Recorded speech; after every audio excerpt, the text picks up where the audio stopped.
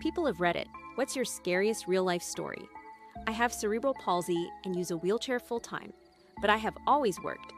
At times, I even had 2 or 3 jobs while attending college. When this happened, I was 22 years old, renting a bungalow and living alone. My main job was assisting therapists who worked with young people with physical disabilities, learning disabilities, and severe behavioral difficulties. Because I used a wheelchair, I relied on a cab to travel to and from work. Most of the drivers were kind and trustworthy, but a few made me uncomfortable. I could transfer into the car without much assistance.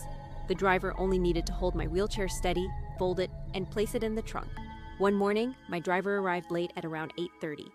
As I began transferring into the car, I felt him standing extremely close behind me. Then his hand moved across my back and lower body. I had already experienced problems with this driver.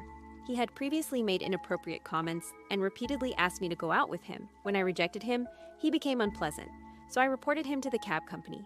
During the transfer, I had to use both arms to support myself against the car door. I couldn't simply move away or defend myself. I managed to turn around, sit inside the car, and firmly told him never to touch me like that again. He only laughed.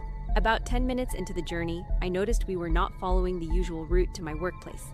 I was already upset and running late, so I asked where he was taking me. He ignored my questions. Then, in a cold voice, he said, "You know I live near here. I could take you to my apartment, where my 3 friends are, and there would be nothing you could do about it?" Inside, I was terrified. But I forced myself to remain calm and answered as confidently as possible.